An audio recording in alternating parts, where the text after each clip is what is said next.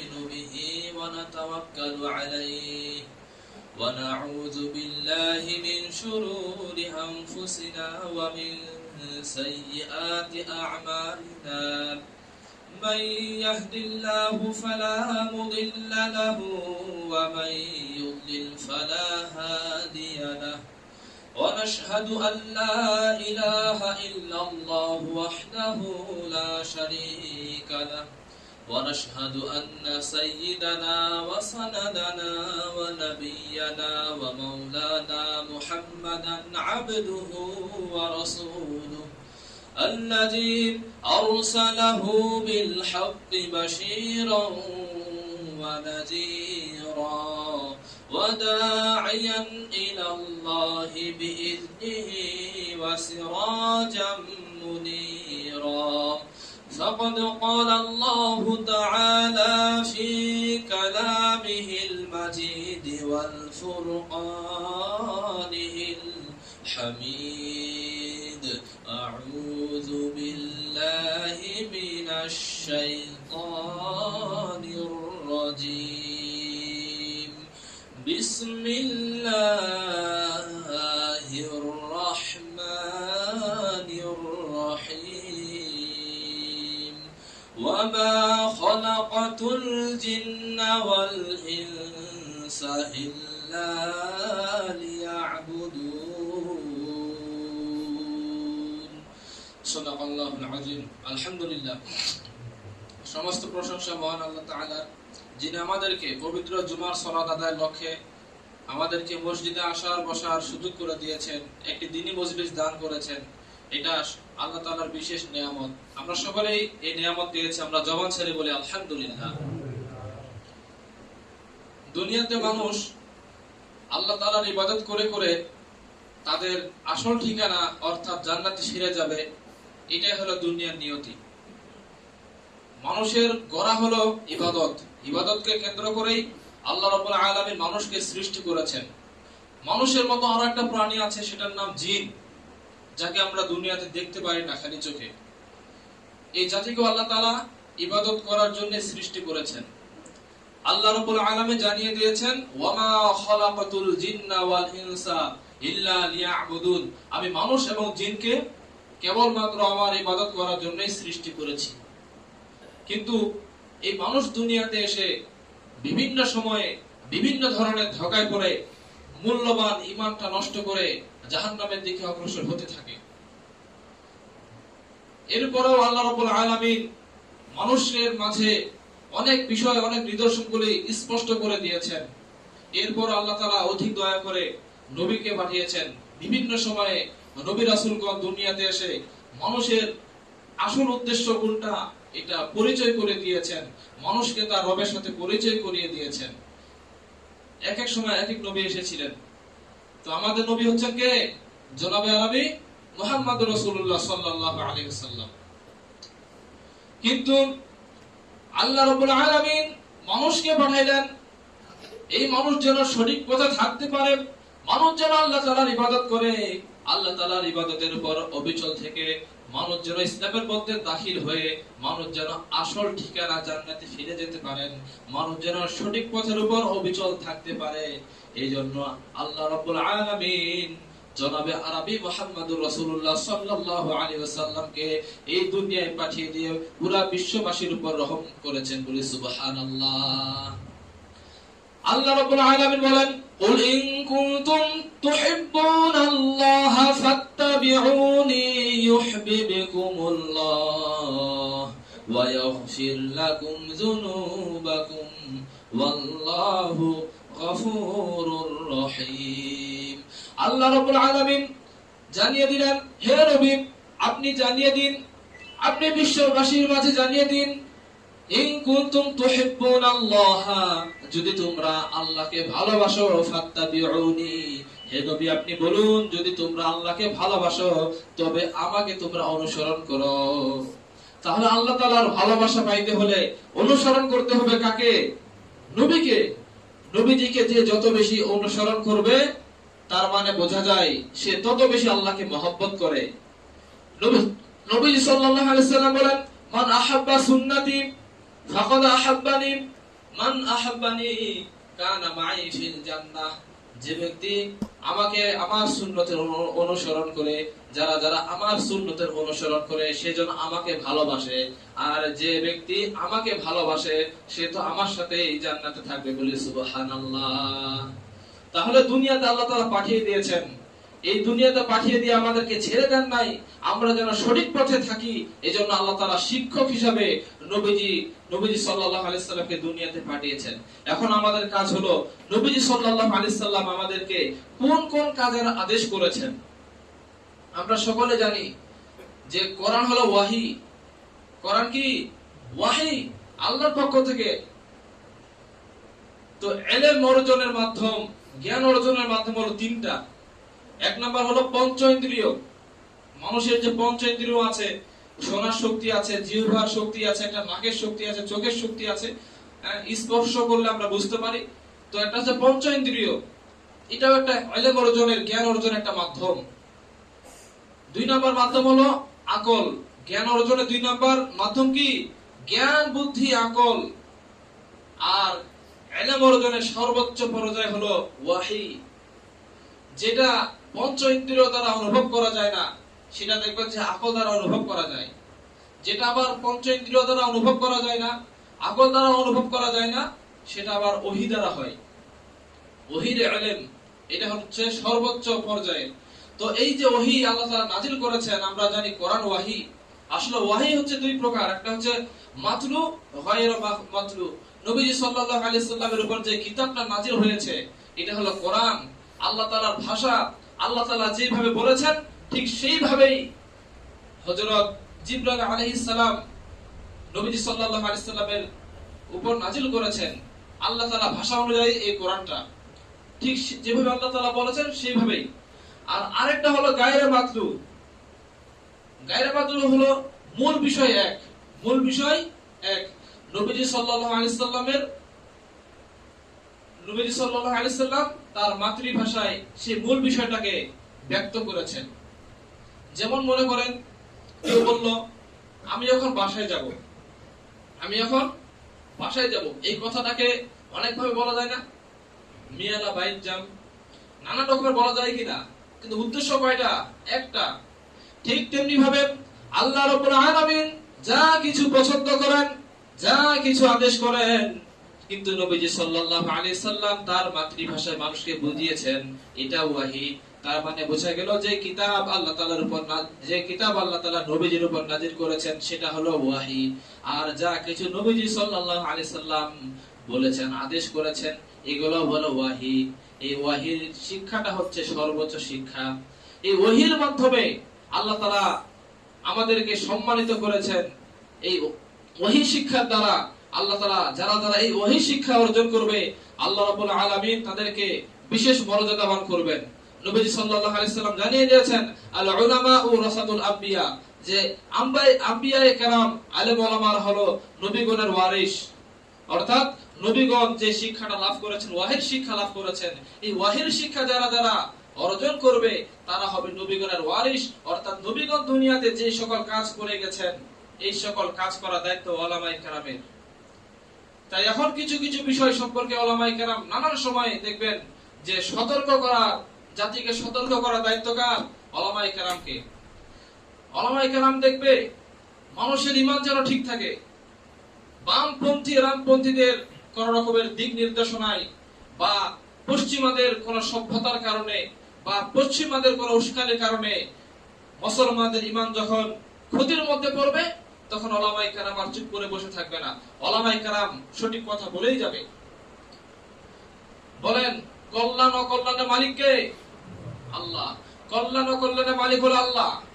কিন্তু আজকাল বাঙালি এমন মুসলমান, তারা মনে করে বৈশাখ মাসের পহেলা বৈশাখে যখন সূর্য ওঠে তখন একটা মঙ্গল যাত্রা মিছিল বের করে। তারা মনে করে এই মিছিলে যারা যাবে তারা কল্যাণ লাভ করবে। বলি নাউযুবিল্লাহ। পালন হচ্ছে আমাদের দেশে কি পালন হচ্ছে? শুভ নববর্ষ। কি পালন হয়? শুভ নববর্ষ। এই নববর্ষ নিয়ে আমার কোনো কথা নাই, উদযাপন করে সমস্যা নাই, কিন্তু উদযাপনের ধরন যদি খারাপ হয়ে যায় তাহলে সেটা হারাম হয়ে যাবে। তো এই যে পহেলা বৈশাখ চলতেছে, আজকে আজকে কত তারিখ? ইংরেজি মাসের 10 তারিখ। দেখবেন যে আবার কয়েকদিন পরে শুরু হয়ে যাবে নববর্ষ। তো এইটাকে উদযাপন করে, এটা এমন একটা পর্যায়ে চলে গেছে যে মানুষ দেখে যে তুমি বাঙালি কিনা। তুমি বাঙালি হলে তোমাকে মঙ্গল শোভাযাত্রায় বের হতে হবে, তুমি বাঙালি হলে তোমাকে সকালে বের হতে হবে, অরণ্যার বটমূলে যেতে হবে, মিছিল বের করতে হবে। তো এইগুলো সবগুলো হলো অপসংস্কৃতি। মূলত হচ্ছে যে একটা হলো চান্দ্র মাস, আমরা যে এখন গণনা করি খ্রিস্টাব্দ অনুযায়ী। কি অনুযায়ী গণনা করি? খ্রিস্টাব্দ অনুযায়ী। আমাদের আরবি মাস আমাদের থেকে চলে গেছে, আরবি মাস দিয়ে আমরা এখন কেউ গণনা করতেছি না। বাংলা বাংলা বাংলা মানে বঙ্গাব্দ যেটা, বাংলা হিসাব যেটা, বাংলা পুঞ্জি যেটা, পঞ্জিকা, তো এটাও আমরা হিসাব করতেছি না। আমরা এখন হিসাব করি কি খ্রিস্টাব্দ, ইংরেজি সাল অনুযায়ী, ইংরেজি সন অনুযায়ী। তো এই যে একটা বঙ্গাব্দ পহেলা বৈশাখে চালু হইল, এটা মূলত আগে হিজরি ছিল, আরবি মাস ছিল। তো আগেকার জামানার মানুষ তো খাজনা দিত। সম্রাট আকবর, সম্রাট আকবরের জামানায় তার যে সকল প্রজারা ছিল সকলে তাকে ট্যাক্স দিত, খাজনা দিত। তো এই ক্ষেত্রে কি হতো, চান্দ্র মাসের যে হিজরি সাল যেটাকে বলা হয় এটা গণনা করত। আর ফসল হয় যে সূর্য সাল অনুযায়ী। তো কি হয়, ফসল অনেক সময় হতে দেরি হয়, ট্যাক্স দিতে একটু দেরি হয়ে যায়। এই জন্য সম্রাট আকবর একটা সুন্দর একটা কৌশল বের করলেন। তিনি ভাবলেন যে এই চান্দ্র মাস অনুযায়ী আমরা গণনা করব না, আমরা সূর্যের হিসাবে আমরা গণনা করব। তখন তখন তার জামানায় একজন জ্যোতির্বিদ ছিলেন, খুব জ্ঞানী জ্যোতির্বিদ, তার নাম ছিল আমির ফতেহুল্লাহ সিরাজি। তো সম্রাট আকবর আমির ফতেহুল্লাহ সিরাজিকে দায়িত্ব দিলেন যে তুমি এই যে চান্দ্র সনটাকে তুমি সূর্য সনে রূপান্তরিত করবা, এইটা দায়িত্ব দিয়ে দিলেন। এবার সেই ফতেহুল্লাহ সিরাজি এই যে তখন থেকে নিয়ে 1992 সালে, 1992 খ্রিস্টাব্দে, তখন বাংলা যে নববর্ষ যে আমরা পালন করি, বা এই যে একটা যে সাল আসলো বঙ্গাব্দ, এই সালের গণনা শুরু হয়ে গেল। তখন সম্রাট আকবর বলেন যে এই যে সালটা এখন থেকে গণনা হচ্ছে এমনটা না, আমি প্রায় 29 বছর আগে আমি ক্ষমতা পেয়েছি, 29 বছর আগে থেকে এই বাংলা সালের সূচনাটা করো। তো ফতেহুল্লাহ সিরাজি তখন সেই সাল থেকে প্রায় 29 বছর আগে থেকে এই সাল গণনা করা শুরু করে। তো মোটামুটি যে 1963 হিজরি থেকে এই বাংলা সাল শুরু হয়, এভাবে চলতে থাকে। তো তখন যখন নববর্ষ আসে, তখন তারা একটা আনন্দ করত কি হিসাবে, যে নববর্ষ আসার আগেই চৈত্র মাসে সকলেই খাজনা দিয়ে দিত। তখন নবাব আকবর সবাইকে মিষ্টি খাওয়াতো, আনন্দ করত। যে সকল পাওনাদার থাকতো, যে সকল ব্যবসায়ীরা থাকতো, তারা এই বৈশাখের 1ম তারিখে তার হাল খাতা করত, সকলের কাছে তারা টাকা উঠিয়ে নিত, তারা একটা আনন্দ করত। তো 963 খ্রিস্টাব্দে যখন মহররম মাস ছিল, তখন থেকে এখন বাংলা সাল গণনা হবে। তখন বাংলা সালের মাস ছিল বৈশাখ মাস, তাই তখন বৈশাখকে নির্ধারণ করা হলো বাংলা মাসের 1ম মাস হিসাবে। এই জন্য বৈশাখ মাসের 1 তারিখে পালন করা হয় নববর্ষ।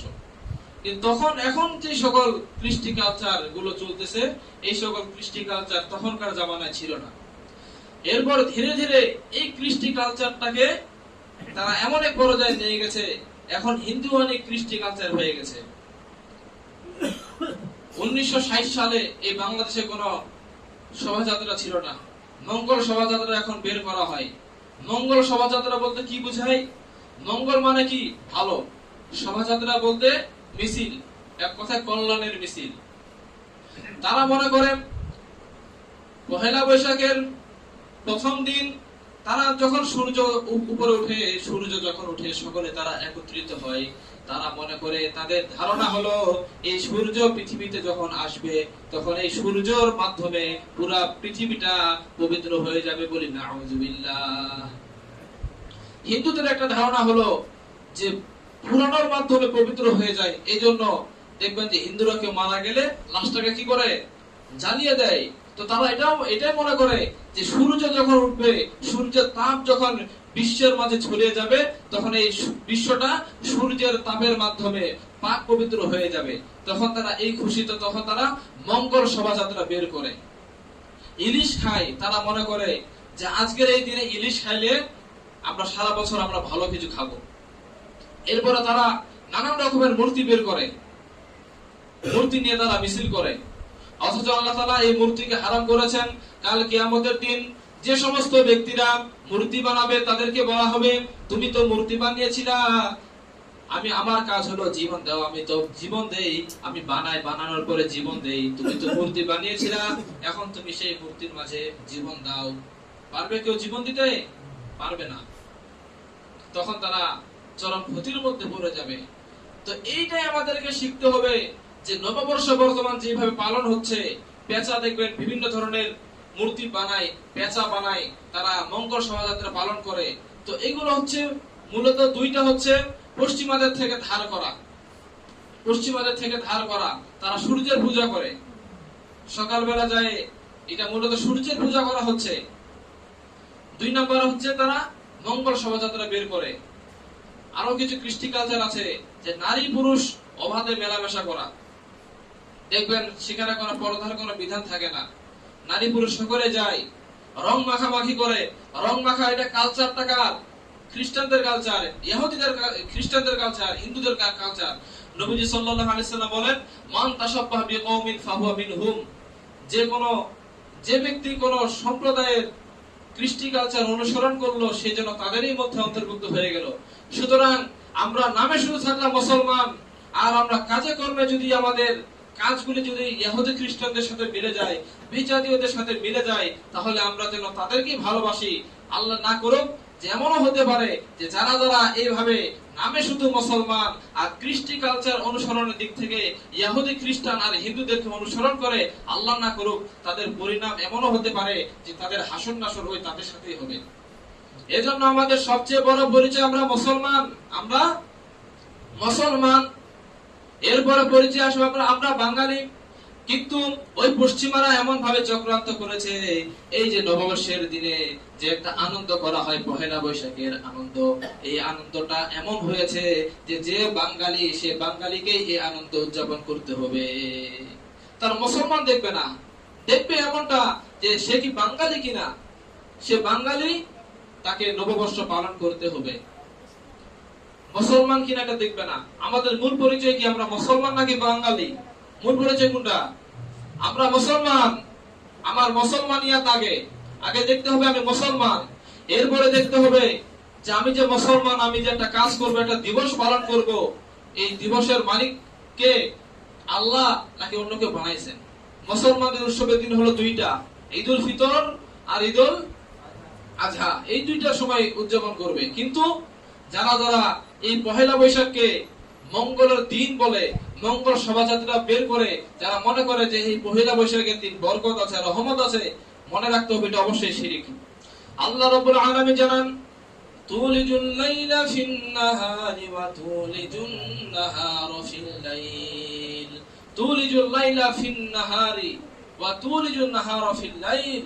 যে আল্লাহ তাআলা তুলিজুল লাইলা, রাতকে দিনের মধ্যে প্রবেশ করান, ওয়া তুলিজুন নাহারা ফিল লাইল, এবং দিনকে রাতের মধ্যে প্রবেশ করান, ওয়া তুখরিজুল হাইয়া মিনাল মাইয়িত, এবং মৃত প্রাণী থেকে, মৃত থেকে আল্লাহ তাআলা জীবন বের করেন, ওয়া তুখরিজুল মাইয়িতা মিনাল হাইয়্য, এবং জীবিত বস্তু থেকে আল্লাহ তাআলা মৃত বস্তু বের করেন। বিয়াদিকাল খায়র, সে আল্লাহ তাআলার হাতেই সমস্ত কল্যাণ। কিন্তু যারা যারা বলে ওই নববর্ষের দিন কল্যাণ আছে, তাদের কথা এখান থেকে মিথ্যা, এবং তাদের কথা এখান থেকে হারাম প্রমাণিত হয়ে গেল। কল্যাণ অকল্যাণের মালিক কে? আল্লাহ। এই জন্য আল্লাহ তাআলা যেটাকে কল্যাণ বলছে সেটাকে আমাদেরকে বিশ্বাস করতে হবে, এটা কল্যাণ। আর আল্লাহ তাআলা যেটাকে অকল্যাণ বলছেন সেটা হচ্ছে অকল্যাণ। তো আল্লাহ তাআলা ব্যতীত অন্য কেউ যদি কোন একটা দিনকে বা কোন একটা দিবসকে যদি বলে এটা কল্যাণকর, এটা বিশ্বাস করা হারাম হয়ে যাবে। এরপরে আল্লাহ রাব্বুল আলামিন বলেন, কু আনফুসাকুম ওয়া আহলিকুম নার, তোমরা নিজে আগুন থেকে বাঁচো, ওয়া আহলিকুম নার, এবং শুধু নিজে বাঁচবা এমন না, তোমাদের পরিবার, আত্মীয় স্বজন, পরিবার পরিজনকে নিয়ে তোমরা জাহান্নামের আগুন থেকে বাঁচো। তাহলে জাহান্নামের আগুন থেকে বাঁচতে বলেছেন আল্লাহ তাআলা। নবীজি সাল্লাল্লাহু আলাইহি সাল্লাম বলেন, আলা কুল্লুকুম রাঈন, যে জেনে রাখো তোমরা সকলে দায়িত্ববান, আর তোমাদের সকলকেই তোমাদের দায়িত্ব সম্পর্কে জিজ্ঞাসা করা হবে। পিতাকে জিজ্ঞাসা করা হবে তার সন্তান সম্পর্কে, সেই পিতা তার সন্তানকে কিভাবে পরিচালিত করেছে। স্বামীকে জিজ্ঞাসা করা হবে তার স্ত্রী সম্পর্কে, স্বামী কি তার স্ত্রীর হক আদায় করেছে কিনা, তার স্ত্রী কিভাবে চলাচল করেছে।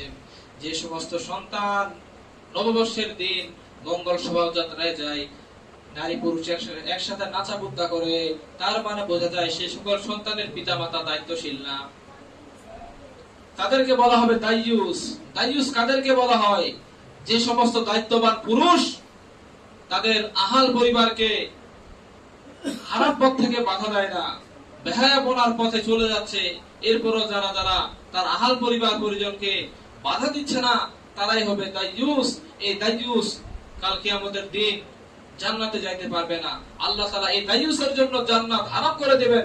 এজন্য আমাদের সকলকেই আমাদের নিজেদের প্রতি যত্নবান হতে হবে।